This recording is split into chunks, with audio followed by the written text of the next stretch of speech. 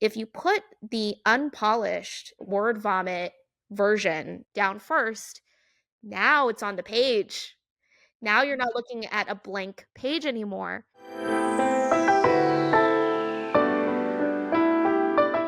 This was a specific request from somebody through our DMs asking us about how to write our dissertations, and they had specific topics in mind that they gave us to focus on. Mhm. So let's talk about when to start. I mean, when did you start? Let's talk about that. So in our lab, we would give research updates every couple months. And the type of person that I am, I always write scripts for any presentation that I'm going to give because my brain needs to organize it in some way, shape, or form. That doesn't mean that I'm reading off of that script when I'm giving the presentation. It just means that I've organized the thought. It's in some way an outline. Okay. I took those scripts, I saved all of my scripts, and I pasted them into my page for my dissertation. I pasted my paper, and then I pasted my scripts. I pasted anything that was related to it. And then I sat down and I edited, because you don't want to like self-plagiarize. You're not allowed to self-plagiarize unless you like, there's ways that you can actually get permission to put your paper into your dissertation. I don't know exactly how it works, but it's something to look into. But I started as soon as I gave my first research presentation, because that's how I organized my brain. So, and my first draft was as soon as I started, basically. If you're in research, you're probably making regular reports to somebody in the lab about what you've been doing throughout your entire time in graduate school. So yeah, I agree with Nina. Like that in some ways is already like if you're worried that if you're facing your dissertation right now and you're worried you've gotten nothing done, like the nice way of looking at it is that you have, because you have done all of these previous reports already. You just haven't necessarily gone back to look at them and reorganize them into the dissertations. That's also really, really cool. If you publish papers, you're already working towards your dissertation, right? Because again, that's going to be a first draft of potentially a whole chapter in your dissertation. The difference between the chapters of your dissertation and your paper is that the dissertation gives you an opportunity to really dive in a little bit more and talk about things that you would not have necessarily included in your paper for the sake of brevity or for the sake of clarity.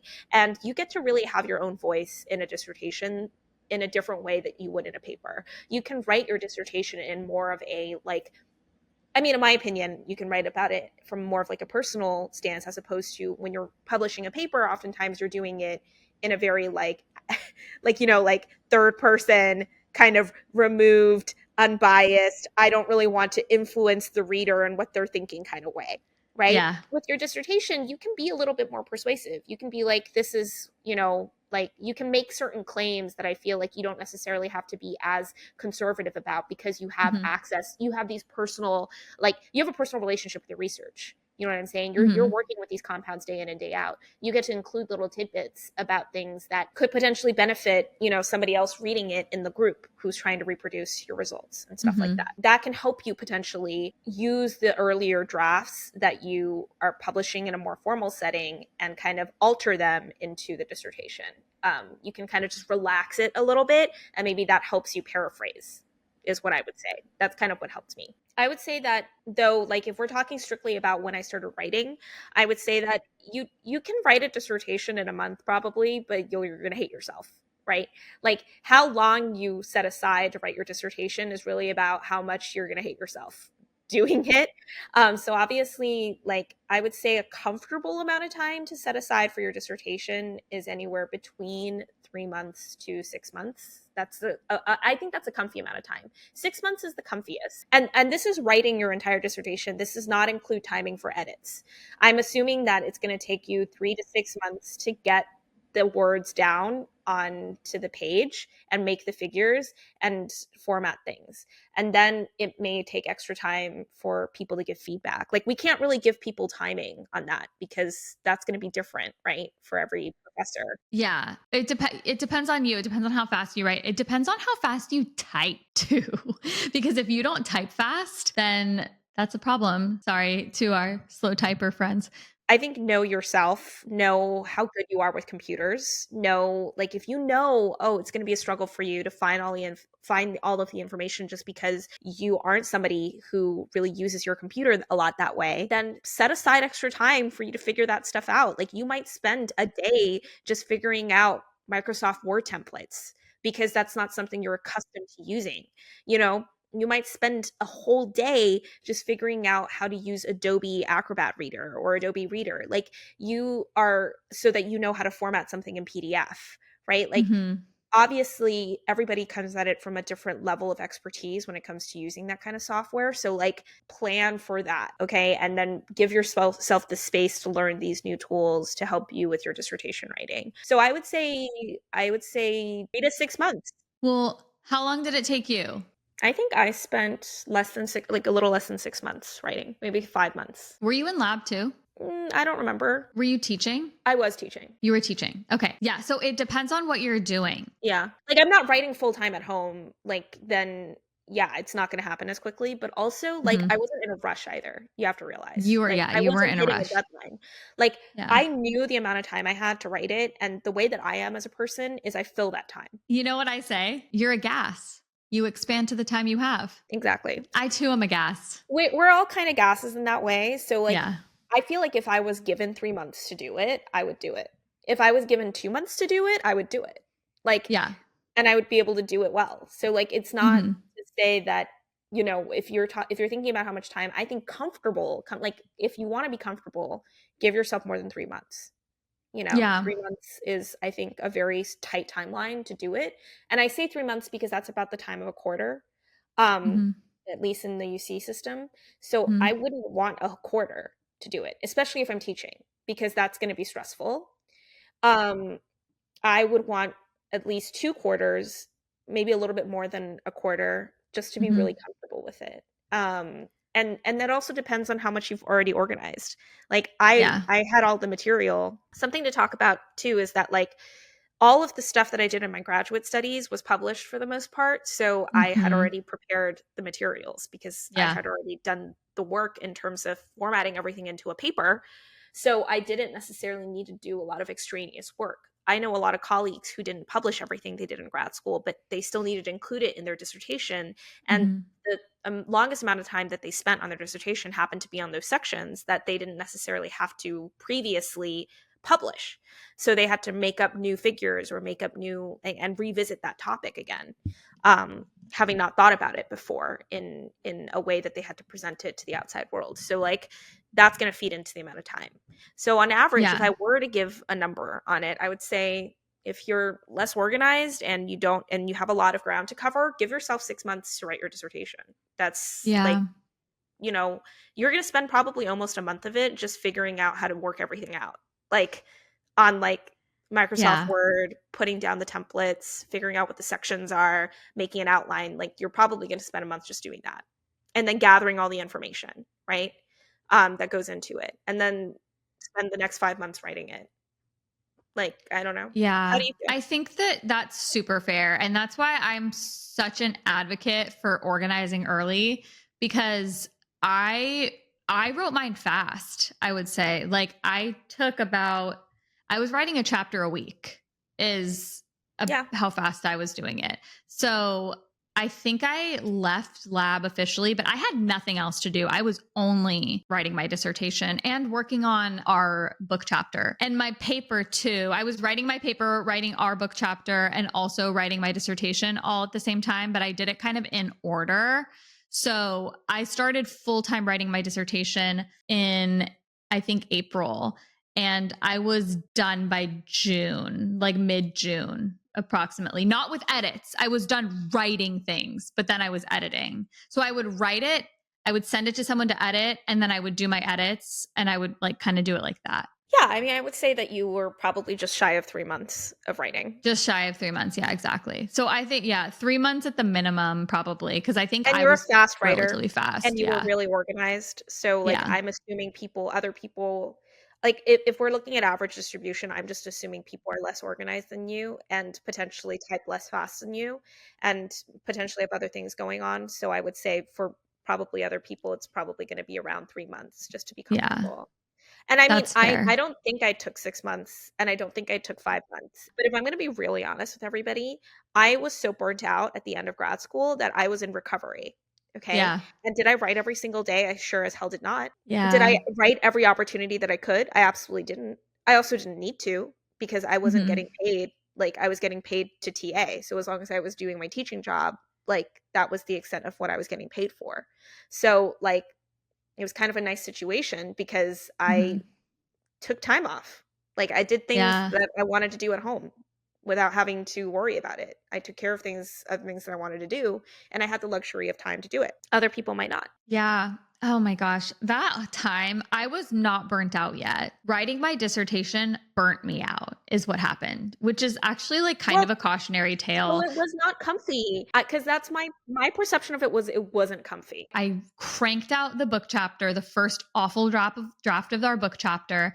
I then started writing my dissertation. I finished it by mid June before graduation because I did graduation. Joe and I went on the trip where we got engaged. I came back, got final edits back, sent it to my committee the same week that I started working on my NIH F32 application, which is like a 57-page application.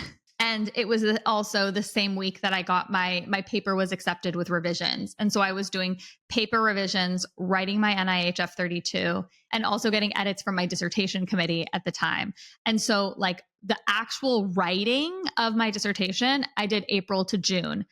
Edits, actually writing my dissertation, I did in 2 months. I finished it basically at the end of May, but I didn't submit my dissertation until July, end of July, because that's when I got all of my edits back from my dissertation committee. So at the end of the day, it took April to July for me to get it fully done. Yeah, and that's like I mean, I don't know how accounting for that edit turnaround is also just hard because some people just don't turn around your chapters that quickly and you're Right. stuck waiting, which is awful. But like either way, like I think we agree on the amount of time I think you should have for doing it. And like honestly, it just depends also on what you want to do. Like I didn't do this, but some people travel while they're writing because that's the only time that they can.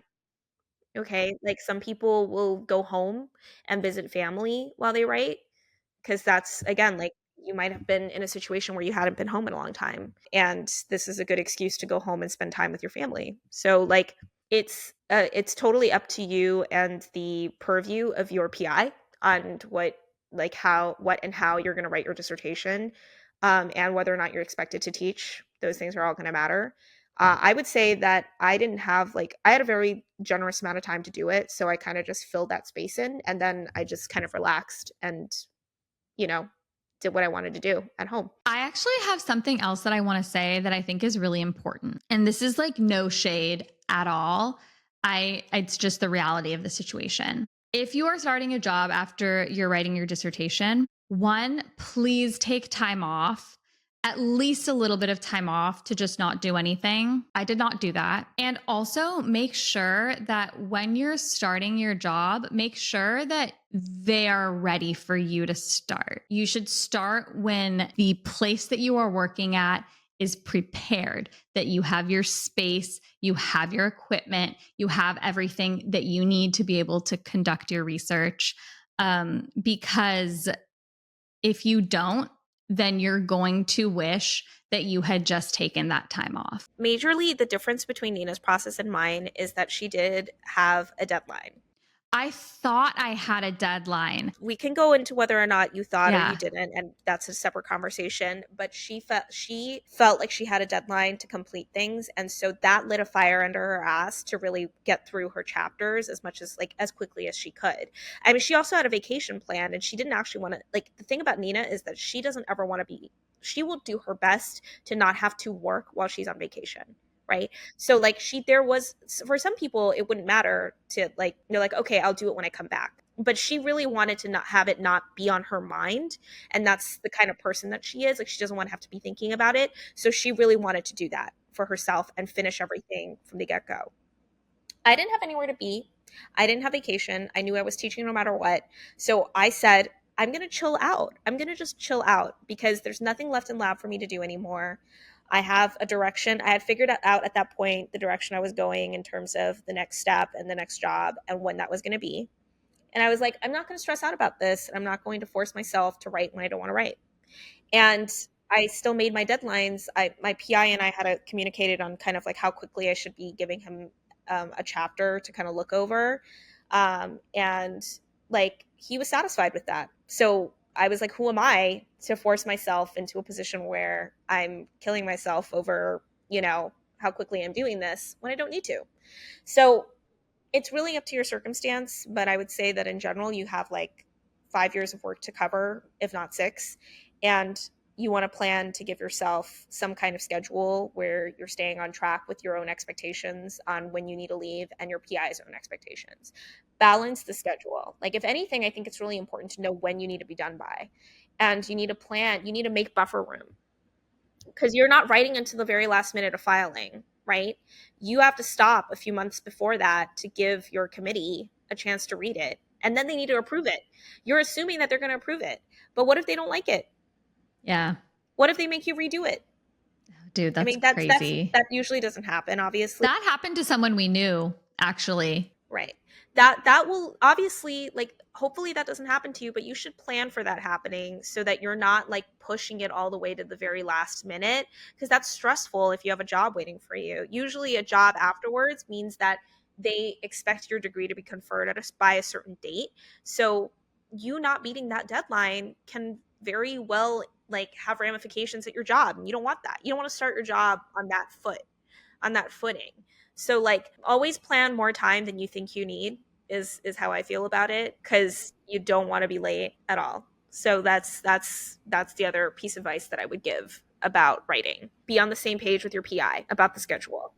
Like if your PI is cool with you writing it on your own pace, that's great. If your PI really demands that you're finishing it at a certain time, communicate with your PI about it and make sure that you can make that happen. Would you say that that's fair? Yeah, I think that's super fair. Honestly, thinking about that summer gives me heart palpitations still. Like I anytime I know, I think about know. it, I'm like, I burnt out like hard. And right before you were starting a new job. Well, and we started planning the wedding at the same time too, remember? I just like Yeah, I get heart palpitations thinking about I'm oh my sorry. God, I can't Yeah. even talk about it cuz Okay. I was so stressed. I had a whole ass mental breakdown, panic attack on the floor sobbing in our new apartment 2 weeks before starting my postdoc. I did it fast, but I wouldn't recommend it because it's one of those things where like I remember everybody around me was like, wow, Nina, like you've done so much this year. You got your PhD, you got engaged, you're planning your wedding, you're starting a postdoc, you're moving to San Francisco area, like everything is going so great for you. And in the background, here I am sobbing on my floor because I'm so overwhelmed that I can't handle anything, so burnt out that I walk into my postdoc and I'm just dead inside. That it was, yeah, it was really, so don't do what I did. Even though I am so proud of myself for what I did that summer, what resulted from it, I am not proud of because I lost myself, I would say, in that Yeah, time. that sucks. Yeah, I don't know. Maybe finding, if listeners, I feel like it's really important to find a balance between what Nina and I did. Maybe that's probably Yeah, the because I maybe. really did take my time. I moseyed along, and I didn't Mm-hmm. necessarily like, looking back, like I'm not the kind of person to really want to do that. Like I don't really want to mosey along. I really do want to just get it done and then be over with. But I think I did do a better job of protecting my mental. Like when I graduated, my mental state was at a different place than when Nina graduated. And I think, I don't know what it is you need to do, but like if you don't need to like break yourself down, don't. And I don't think Yeah. dissertation is one of those things that you really need to break yourself down for. It should be a reward. You writing your dissertation and being able to write your dissertation, that should feel rewarding. It means that you've done enough work in lab to get to that point, and that's, you know, it should be a relief is how I feel about it. So Mm-hmm. let's hope that that is the same way for you. Yeah. Also, just to be Yeah. clear, like it was not just my dissertation. Like my dissertation was one thing, but it was also like the F-32 and the book chapter that we were working on and my paper. And I was also TAing 75% that summer. And I also got surgery. And then I also was moving. So it was just like, and starting and planning the wedding. We were like, we got our venue. So it was just a lot. Like there was so much happening at the same time. And so it wasn't just the dissertation. I think if it was just a dissertation, I would have been fine. But it was everything in 4 weeks. So, I understand, and I'm not saying that yeah. it's the dissertation that makes it hard. I'm Yeah. I'm saying that yes, those are the situations that are unique to you, but like for Yeah. other people, they're probably going through similar things but with different Yeah. situations, right? Like there are other things Yeah. happening in their lives too that they should really plan for. Right. Um, you know, that's all. Like Yeah. oh, like let me share this one detail. When I Mhm. was writing my dissertation towards the end, again, I gave myself ample time to do so, and I moseyed along. And my mom got diagnosed, like they found like a cyst or something in her uterus and or her cervix or whatever, and they were like, this could be cervical cancer, and then she had to have surgery, and then I had to leave and go back home and like take care of her after surgery. Like I'm just sharing this because it's like things come up. She's fine. Mhm. Everybody, she's totally She's cool. fine. Thank God. It Knock on wood. it was a very low risk procedure too, so it ended up being for the best, but obviously, like, anything can happen, right? Like, I'm just saying that, yeah, your dissertation by itself is fine, but your life Mhm. is never just one thing. Like, Yeah. remember that. Like, when you're planning for things. That was always something that I feel like I you and I discussed a lot because I feel like with you, it was always, like, thinking of the absolute positive. Like, "Okay, if it was just this, it would be Yeah. totally cool," right? But then I would talk to you and I'd be like, "But it's never just that, is it? It's never just that, is it? 2021 was the year of it was never just that. It's never just that." It was always something. But yeah, I mean, because I was planning things to the millisecond, basically. I was like, okay, if I do You're giving this and I yourself do this no and I do room. this, I had no room. And one of the things that our friend said in grad school was that graduate school is a lot about juggling. Like you're juggling so many different things at the same time. And like at some point, you're gonna drop a ball. That's just what's gonna happen. That's you can't juggle for that long. And I feel like I dropped all of my balls as a result. Anyway, but that's neither here nor If you there. plan things too tightly, yes. Yeah. Because I think that's the early pitfall. Like, when you're young, Yeah. you're gonna think that. You're gonna wanna plan things right next to one another because you're like, "Okay, all my ducks are in a row, like, everything's gonna be fine." But then you don't have the experience of planning for when life throws another curveball at you, right? Because it's always going to be a curveball that you didn't foresee. And I think that with experience, because I was like this too. Like I'm not saying that didn't do that. I did that as well. Mhm. And I think what experience brings you is understanding that life is going to throw you curveballs and it's not going to Yeah. turn out the way that you think it is. So you need to plan. You need to build in um, contingencies and fail safes to rescue you when that happens. I think that's a part of planning that really needs to Mhm. happen with anything in your life, including the dissertation. I think a good segue is how to keep focused because I obviously talked a little bit about how I didn't necessarily just write the Yeah. entire time. I don't know. Did you have a problem with focusing? I don't think you did.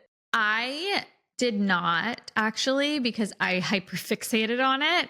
But, and like what I will do is I will just work for 12 hours straight for like weeks. So I watched 9 seasons of How I Met Your Mother while I was writing my dissertation. Yeah. You wanna, like, condition yourself. I would say whenever I have to do something like a dissertation or if it's something, like, I have to sit down and really prepare for, either it was, like, studying for my QE or writing my dissertation, I had to condition myself into moments of doing it, and so for me, it was, like, I had a playlist on Spotify that I always put on when I was writing. I or I had, like, a television show. It was probably Grey's Anatomy. Yeah. I wouldn't put it past me. I was probably watching it was like a set it and forget it show where you can kind of just let Mhm. it go on forever because there's that Yeah. many seasons. And it's also something that I've watched so many times at this point that I don't necessarily need to pay attention the entire time. It's not a very Mhm. distracting thing to have on. So Yeah. once Grey's Anatomy, so that creates a condition where like when I'm listening to the playlist or when I'm watching Grey's Anatomy, I'm writing. Yeah. Like I know I need to be writing. Like habitually I just condition myself into it. And then the other thing that I do oftentimes to condition myself when I have to sit down for long periods of time to do something and focus is I have snacks, which is like, Mhm. arguably maybe you can get healthy snacks for this. Like I didn't always get the healthiest snacks. But I basically would buy a bunch of stuff from the convenience store. I would park it there. And the thing is, as I'm working, I need to continuously have snacks. And Mhm. if I don't have snacks anymore, my day is over. So like I'm done writing now. I got to the bottom of the bag. There are no more Yeah. snacks, and now I'm going to move on. So if you know that about yourself, then what I recommend is go to the store and buy the appropriate amount of snacks for the focus session that you want to have that day, and then use that as a way of like passing the time essentially and keeping you sitting there because the snacks are there. So you're going to Yeah. sit there. Yeah. I mean, Leslie had a really fun, I think one of our friends had a fun way of like keeping focused because she was, entirely at home, and she was saying something about Andrew. I don't know if you remember that. Well, she was watching Great British Bake Off, I'm pretty sure. But actually, Right. I was going to say Leslie and I both were very lucky to have very loving and supportive partners Yeah. while we were writing our dissertation. I think she was eating saltines. I should ask Yes, her. that was I it was the swear saltines. it was I the That's saltines. exactly what it was because I was like, I think Leslie did something similar, and like Andrew would just bring her more saltines Saltines. I as think. she was writing to keep her like so that she wouldn't have to get up because Mm-hmm. you if once you leave the table, like for Mm-hmm. me, once I leave, it's very hard to go back. So that's why I park. I really park. I make sure I have water. I make sure I have Mm-hmm. snacks because I don't want to leave the workstation. If I'm really Yeah. committed to writing that That day, is so funny. I forgot about that. Leslie, comment right? down below whether we're making that up or You're not. right. Anyway, I feel like um, I was right, but yeah, you're right. It I is feel nice like to it have was partners. saltines. It was But most likely saltines. what Yeah. I will say though is that we were both very blessed with the fact that we had partners that like Joe finished his dissertation very quickly, actually like way faster than I even did. I don't know. He's insane, dude. I don't know how he did it, but he made me dinner every night. He brought me dinner to my table. He's the best. I can't even explain how grateful I was for him during, I mean, I'm always grateful for him, but like during that time, he kept me alive. And I know that Leslie had a similar experience too, to Yeah, I that as think she did. well. She's brought that up as well. Yeah. Yeah. Yeah. So that's definitely a perk because I didn't really have to take care of anyone but myself. But I mean, I have dogs and we had adopted the dogs just a couple months before that. So I would like take breaks by taking them out on walks or going potty and stuff for them. But I also use the Pomodoro technique where you do 25 minutes on, 5 minutes off and take breaks like that, and it allows you like time to focus for 25 minutes. But the way that I am is the act of setting the timer. I would do 25 minutes and then I would be in a focus zone. And so I would be like, cancel, I'm just going to keep working. So it's something that would kind of get me on the track to focus. And then I would just continue until I hit a point that I was comfortable with. Yeah, staying focused is hard. I think also giving yourself rewards, like in some way, shape, or form is nice. Like you finish your chapter, go out for ice cream. I don't know. I stress baked a lot. I always stress bake. I made like bread like 5 times when That's I was amazing. writing my dissertation. I lived a very lawless, scheduleless existence at the time. I was in full Anna chaos mode. I wrote when I Yeah. wanted to write, and then I did other things when I wanted to do other things. And I didn't necessarily kick myself if I wasn't on track. If like a deadline was coming up or if I was asked about my chapter sooner than expected, I just spent more time on the chapter and then I finished it. Like that was how easy it was to like I can slow down or speed up essentially when I was writing. I didn't feel at all Yeah. stressed about it.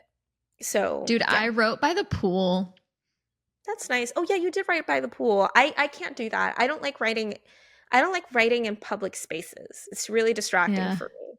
I like being in a very sterile work related environment when I need to Yeah. focus and do things. Yeah, I mean, I did it. It was not comfortable, so I didn't do it often. It was often when I was editing that I would take my iPad down and I would just like read what I was writing while I was like by the pool, enjoying the outdoors. That's great. Get that sunshine. Do it. Yeah, it's nice to incorporate it into things that you like to do. I mean, I have a lot of feelings about like file management. I read a really good book called How to Take Smart Notes by Sanka Arens. I have no idea if I pronounced that correctly, but he talks about a method for, taking notes effectively, doing literature searches. I highly, highly recommend people read that book. It's not very long. It talks about I don't even know how to pronounce it. The Zettelstone, I don't even remember what the word is, method for organizing information. And the idea is when you're reading, you should be taking notes constantly. And as you take those notes, you organize it in a way that connects the notes that you have already written. And then when you need to write something, you can go into your repository of notes and pull from there and just expand on the information. And that's how I wrote my dissertation. And that's what made it so easy, because staring at a blank piece of paper is so stressful. Like you don't want to start with a blank slate. You want to start with all of the bits of information that you've accumulated throughout your entire PhD. I mean, Nina's an organizational queen. So if you're listening to this Mm-hmm. and you really like to keep organized, like Nina's the person to ask about it. Feel free to like DM us any questions about other Yeah. tools that she's used over the years to organize her thoughts. Like, Mm-hmm. I only say that because I'm definitely not that kind of person at all.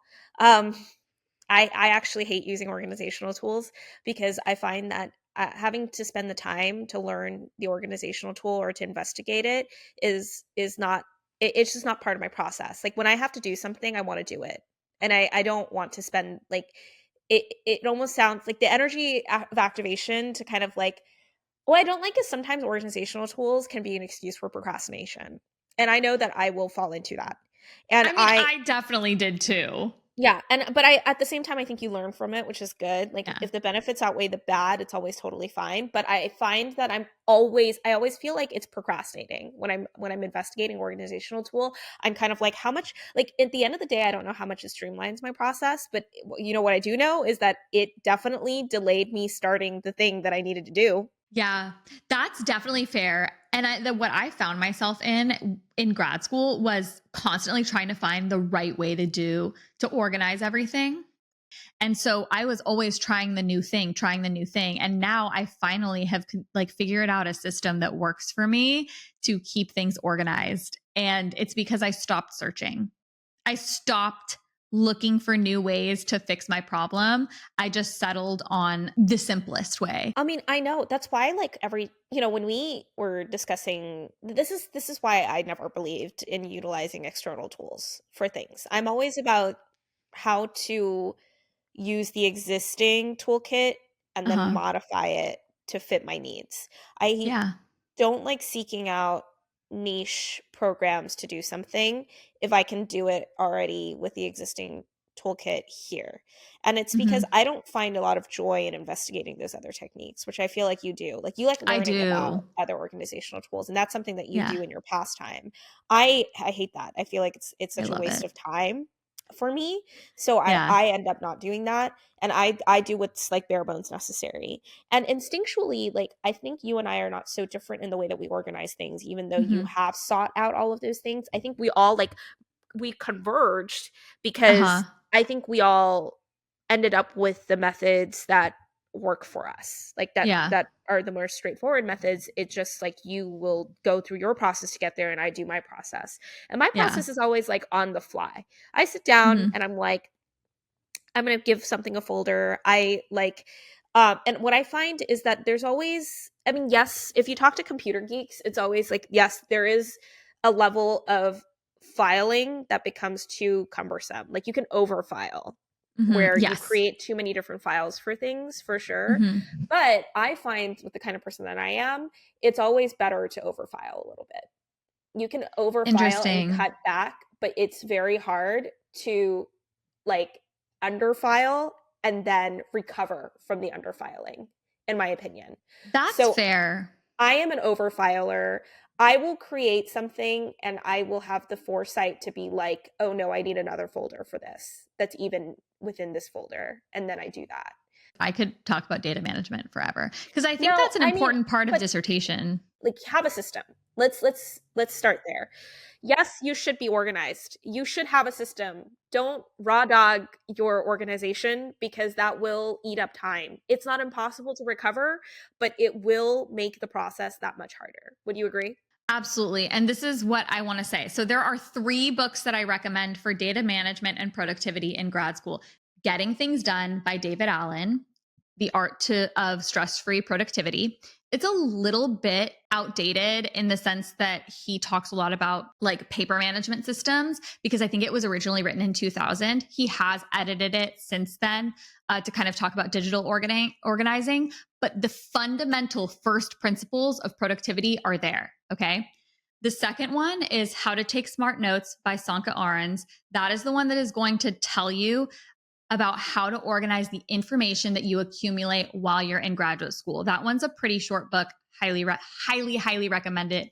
It changed the way that I read literature. It changed the way that I write proposals. I wrote a faculty proposal in, I think, 2 weeks using the methods that I learned from that book. And it made it so easy for me. The third one is Building a Second Brain by Tiago Forte.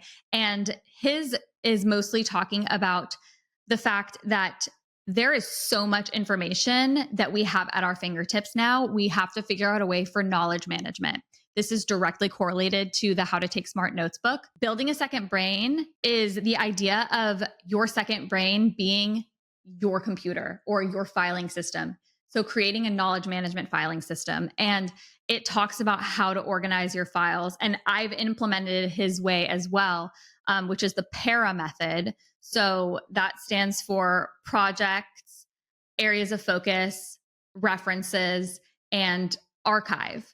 And the idea is those are the only 4 folders that you need. Of course, you can have subfolders like you like to continue foldering things, or like adding subfolders.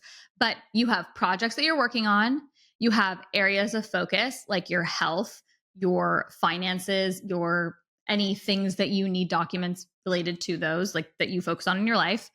And then you have references or resources. So I don't know, textbooks, anything that you reference from time to time. And then archive, things that you just don't need anymore, but you don't want to delete them because you may need them eventually, but you probably don't need them right now. And there's no reason to go through them and organize them into the other 3 folders because they're useless. Okay. Okay, yeah, that's actually, it's very similar to what I do actually, just kind of instinctually, because without having to read anything about it, because I've always had She like, said, I don't read books.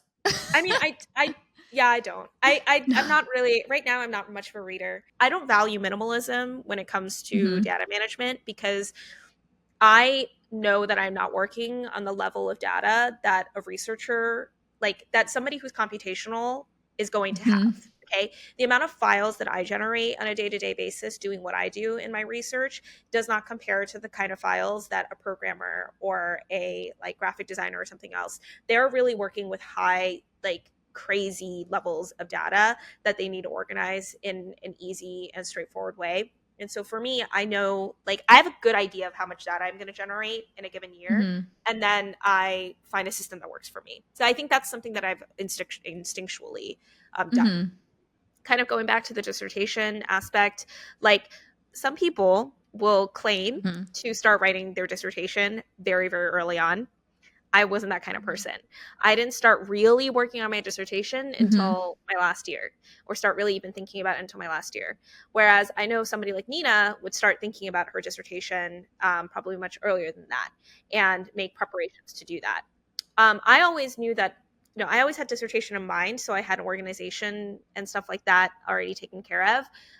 But I didn't really sit down and do it. When you do sit down to do it, you're going to thank yourself for being organized, right? That's the whole thing.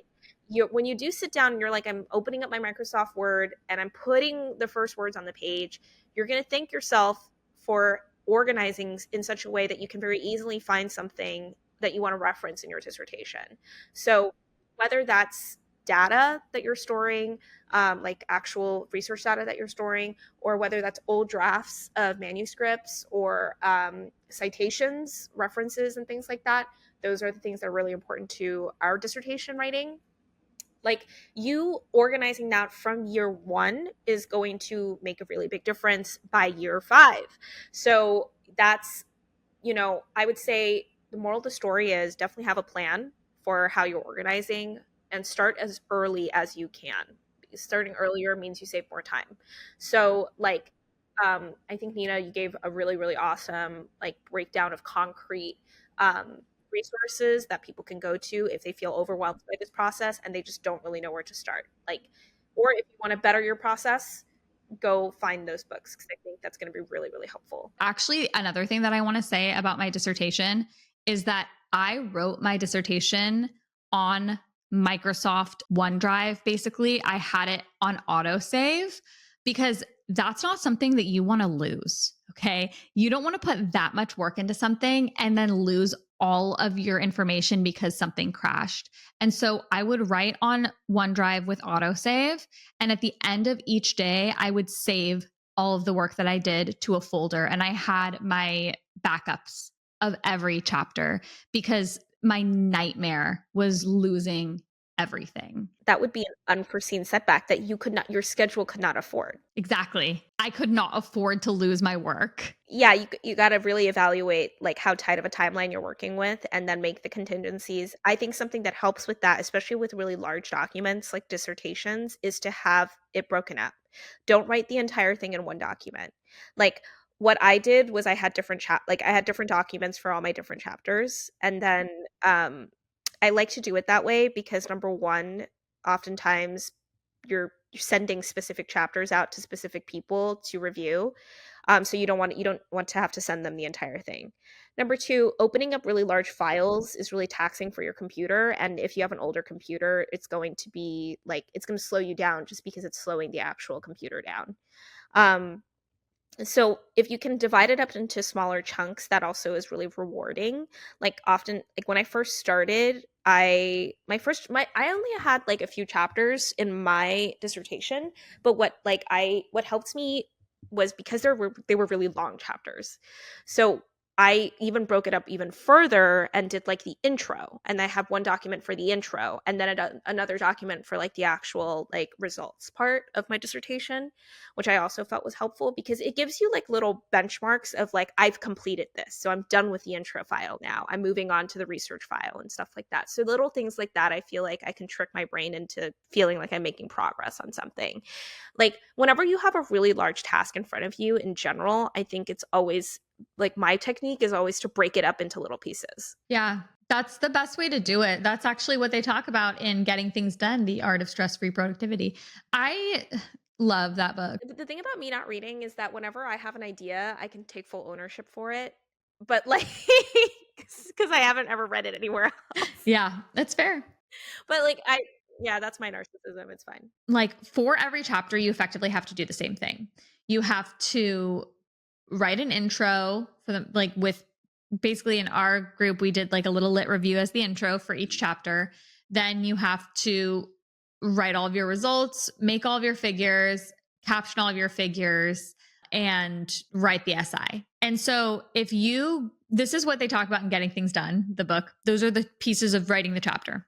So then write out all of the subtasks within each of those pieces of the chapter, and then check those off as motivation as you go on. And I didn't have time to do that. Okay. I just wrote, I just kept on doing all the things because I knew what I needed to do. But I feel like there's some satisfaction there if you like check off all the things that you have to do. And I know that's what Leslie did. Leslie had like a long Google doc of all of her to-dos before she left, and she just check, check, check, check. That's So very Leslie. I know. That's so Leslie. The thing is, I feel like that really ties back into like when you have these monumental tasks ahead of you, like the Mm-hmm. only thing you can really do to make it manageable is like you need to figure out a way to cut them up into smaller and smaller and smaller pieces. And Mm-hmm. then you want to cut them down to a level where one check mark is not overwhelming to you. If you're Yes. reading one check mark and it's like still overwhelming, break it down even more. Break it Mm-hmm. down until it becomes something that is like, "Oh, I can do that." You know? And then that way you're actually gonna do it. But yeah, if you just think about your dissertation as your dissertation and not its smaller components, yeah, you're never gonna do it. Like it's gonna be really, really hard to just move through it. So like get it down into as small and manageable pieces as possible, either mentally or in a checklist. And then I think that will hopefully start the momentum, if anything, and get things done. We benefited from having like a really, like in our lab, we had a culture of organization too. I think that was very helpful. Like everybody Mm-hmm. kept very organized, everybody utilized like the more common organizational tools. We all had a reference manager, and we were already familiar with doing that, so that was really helpful. Well, do you want to know the most chaotic thing about me? What did you not have a template? No. What did you do? I use zero formatting tools to make my dissertation. What do you mean? I no header templates, no heading templates. I made my table of contents by hand. I I know. I know. I th- I know. I hate that for you. Did you have figure template like settings for figure captions Yeah. and like other things? And I'm I had assuming. figure template. I had ChemDraw templates for my ChemDraws. I had headings and auto formatting for everything in my dissertation. It was Yeah, so easy. I didn't do that. I was like, I'm just gonna do it by hand. Yeah. That's one way to do it. I don't know how long it didn't take me very long. I watched like one YouTube video and then I did it. I don't know. I feel like maybe it was a stylistic. I can see myself hyperfixating on just getting the styling right that I really want if I were to go down that route. So it could potentially take a day just if I'm picky about like the fonts that I want to use and the spacing and like the aesthetic. I will put a lot of time into the aesthetic. Yeah, I did not. I regret the aesthetic of my dissertation, but what can you do? I was on a timeline. Yeah, like you were more like I'm going to just get this done. And I think that then it's kind of like whatever. Again, if you had the luxury of spending a day on it, you would have, but you didn't, Mm-hmm. you know? Yeah. So, anyway, either way, I think those are great ways to keep yourself hopefully focused. And then I actually didn't take a lot of breaks. But if you find it helpful to take breaks, obviously do. And Yeah. plan for it that way. I just don't like I hate having a schedule. I hate like my schedule telling me that I have to do something. So that's why whenever possible, I just try to like I do things because I'm self-motivated to do them, if that makes sense. Yeah, I think it really just depends on how you thrive. And I feel like that's what I say in every single podcast because like I just feel like I've done so much soul searching to figure out like what works best for me. The thing You is really like have. for me, I just had to do it. Me I just too. sat down and did it Yeah. because I had no other choice. I had no choice but to just do it. Find what motivates you. Do we have any advice for what to do when you get to like let's say you get to a block while you're writing your dissertation, everything else has been going really well, but you get to this one subject that is just for whatever reason it's the mental block that you have in your head and you're like I can't get through this section. I know sometimes that happens for people especially in our field where it's a project that they've failed on or gives them trauma because they have to relive it. I procrastinated the most on that chapter. It just made me so sad. But I knew I just had to do it because I was on such a short timeline. Like, Yeah, I mean, I did other things to be productive when I was supposed to be working on it. And I would just work on it in chunks. I would work on it and then I would like go walk my dogs. And then I would come back and I would just stare at it. And then I would just be like, okay, I just need to break this down. I'm just going to do this much today. And then I'm going to, I don't know, go to sleep. So realistically, I just like did as much as I could, or I would start doing something like probably like working on formatting or something like that, or I would start organizing documents even further so it would be easier for me to do it the next day. Like I would just look through everything and be like, okay, well, now that I have this chunk of information, I'm going to take that and I'm going to work on this tomorrow. Anything that kind of just like makes you feel better or like gets you in the groove, you need to kind of get in the groove. So there's this saying for people who are like, if you look up like, what do people who are CEOs do or whatever, uh, which it's a real thing that people do. People will say I like know, I eat know the people do. yeah. So people will say eat the frog. So like do the hardest thing first. I kind of disagree with eat the frog. Do the easiest thing first. Do the thing that's going to give you momentum to get through the rest of your stuff. So if that's as easy as just like writing your title and like copying everything that you already have associated with that page, that project into a page, then just do that. And then you start your momentum. You start with the easy things and you get momentum to eat the frog. This is how my writing process is. And so I'm going to talk a little bit about writing in general while we talk about the dissertation. Writing, like if we like it's at a very fundamental basic level is it can be very challenging because you're producing material from nowhere. So let's say this is like, maybe you're blocked right now from writing a section because you don't have a previous draft to go off of and you have to now synthesize content from scratch, right? Which I think is always like the hardest part of writing. I am a big proponent of just write what you're thinking Mm-hmm. as a first draft. Put Yeah. words on the page. That is writing. Writing doesn't need to be perfect the first time it's typed out.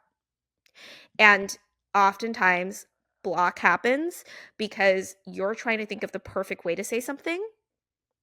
And because it's not perfect in your head, you don't have it on the page. And now what's happening is you're looking at a blank page. Okay. Mm-hmm. The thing is, if you put the unpolished, kind of like word vomit version of whatever it is you're writing on the page down first, now it's on the page. Now you're Mm-hmm. not looking at a blank page anymore. Now it's less daunting because once you put words down on a page, you can edit. Do not do the editing in your brain. Do the And editing that on the page.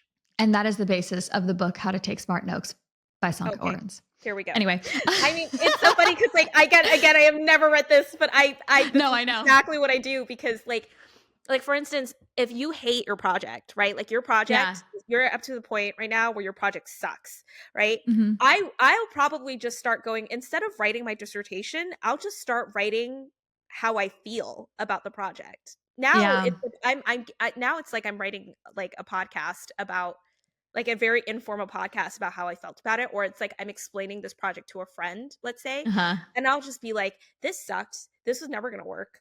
I don't know why we ever thought it was going to work, but basically we thought this was going to happen, but we were dumb.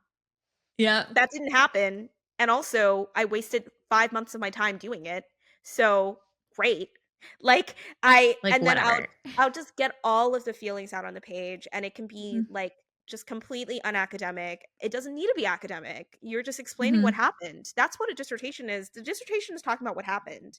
Yeah, like Mm-hmm. it's going to be in a way that's more scientific, but if you can write that, if you can just go, or you can just even go full diary form. You can be like, in October of 2021, my PI asked me if I wanted to work on this. And I didn't really have a better idea of what I wanted to work on. So I said yes. Like, just do that. Like, you know how to write that. You know what I'm Yeah. saying? You don't know how to write it maybe in a more polished way, but you know how to write that. And I promise you, once you write that, you can actually use that as the springboard for how you're going to write the story. Okay. But it's not going to happen if it's up here. It needs to be on the page. Like, because you can't edit things in your brain. It's not how we do it. Function. Yep. So that's my advice. You know what's so funny about that? I do not remember where I saw this, where I read this, where I watched this, but that this is actually the way that The Simpsons was written. The first draft was awful, but you just have to write shit down and then You you can do. edit it. Anna is absolutely right. You just have to write stuff down because editing is so much easier than writing, and that's the key. Just start writing. This is why in our first episode we were like, what is a dissertation? A musing, a diary entry, it's a book. Yeah, you have to start somewhere. It doesn't start off being a book. It starts off as like a diary entry, probably for most people, where they're like, Yeah. and it's whatever launching point you feel like is comfortable for you. Like you can write Yeah. it, you can have fun with it. You can write it as a dramatic retelling if you want. Like I that's what I would do.